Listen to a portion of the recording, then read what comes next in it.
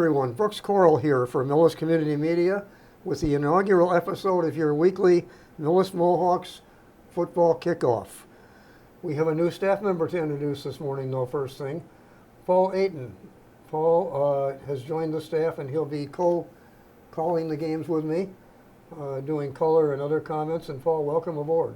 Thank you, Brooks. It's great to be here. I've lived in Millis for about 6 years now, always enjoy Millis sports, and excited to share some of the stories from football, and may see me in a few other sports areas as well.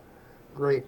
Well, this year we'll be bringing you play-by-play coverage of the Mohawks 5-game 2023 home schedule, plus the traditional Thanksgiving Day game with the Medway Mustangs, which will be held on the Medway field this year. Today we're going to start the show, though, with a conversation Paul and I had with Coach Martellio out on the practice field about the new season. Okay, well, Bob, I'm looking forward to the season, and I'm going to ask you a few questions about your take on the season in general. Yep, absolutely. I know that we're playing in the Tri-Valley Small Division. Yep.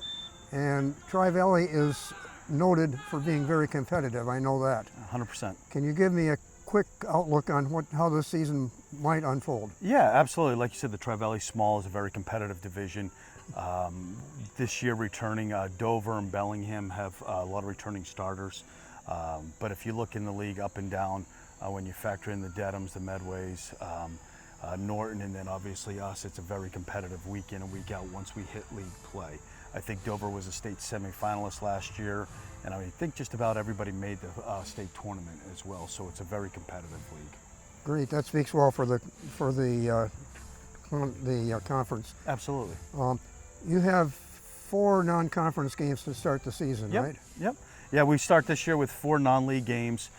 We tried to sit there and set the schedule up so we get competitive games, games that can come in, teams that can come in, give us a very good game, allow us to play them, and then we tried to balance it off by being division games. With us being Division 8, our league is generally, we're playing opponents in Division 5 and Division 6, so we wanted to get some games with teams in our own division this year. Okay, great.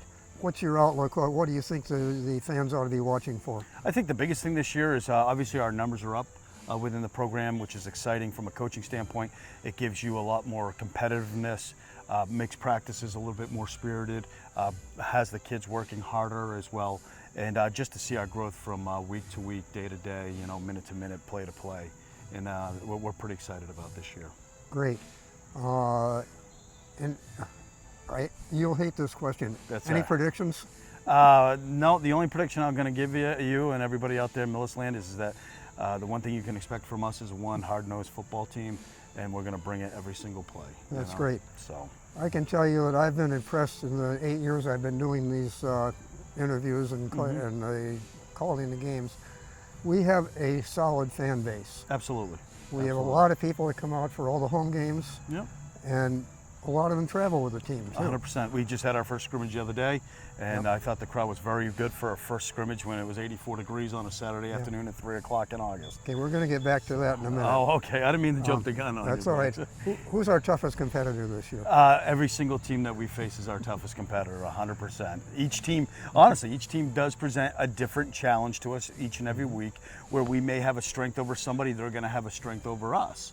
And but we'll be ready. That's all I'll say. Great answer, Bob. Any questions for me? Nope. No, I appreciate you guys doing this, and I look forward to the whole season. Okay, Bob, I thank you for being with us. Thanks, Brooks. Thank you very much. I'm going to turn this over in just a minute to Paul Otten, who is my co-broadcaster. Sure. And he's got a couple of questions for you, too. Coach, great to see you again. Thanks, Paul. Appreciate it. Nice seeing you. Of course.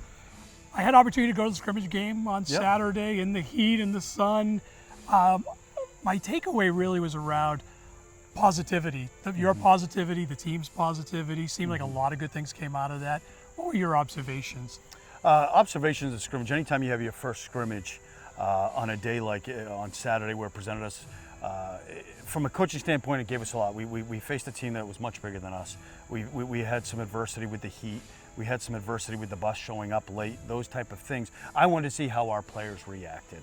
We're always preaching here about mental toughness and what do you do with the adversity that comes in on a day-in, day-out basis, being a high school football player, play in and play out. And I thought we responded very, very well.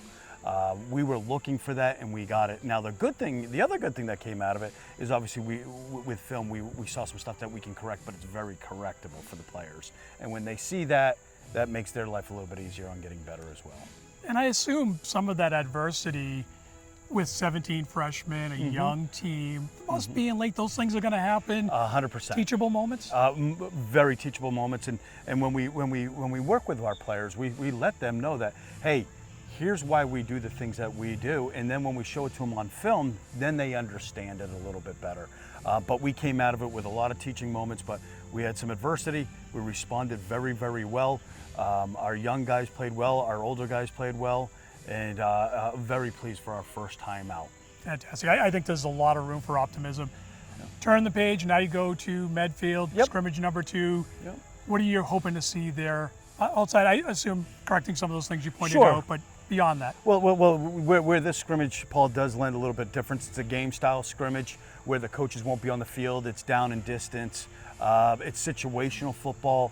It's okay, if it's 3rd and 10, I have to anticipate the offense doing this or the defense doing that. So that's what I'm really looking forward to, where this is like playing a game right now. And Medfield's a very good program. We go to camp with them, we do passing league with them, and Coach Owenberg runs a very good program over there. So it's good for us to go over. Yeah, I had some opportunity to be at the passing camps. I thought Millis held their own fantastically against all the competition. The freshmen seem to be embracing roles on this team. Do you see that continuing? I see everybody, not just to single out one group, but everybody has a role on the team. As I tell them, if I ask you to go get water, I want you to be the best water getter there is, because it's a part of the team, and we're only as strong as our weakest link. It sounds like a cliche, but it's completely honest. And we want everybody to have a role. You may be a younger player or an older player and you do well for us on scout, you're making everybody else better. You made that starter better for the actual game, which then makes us a better program and a better team. I think that's absolutely fantastic. Well, thank you, Coach, for the time. We look forward to talking to you throughout the season. Appreciate it, Paul. Thank you very much. Thank you very much. Brooks, great interview with Coach Martilio. Couldn't help but see his optimism shining through. What were your takes? Bob is always very positive, Mr. Positive, and he also knows how to interview, and I really appreciate that.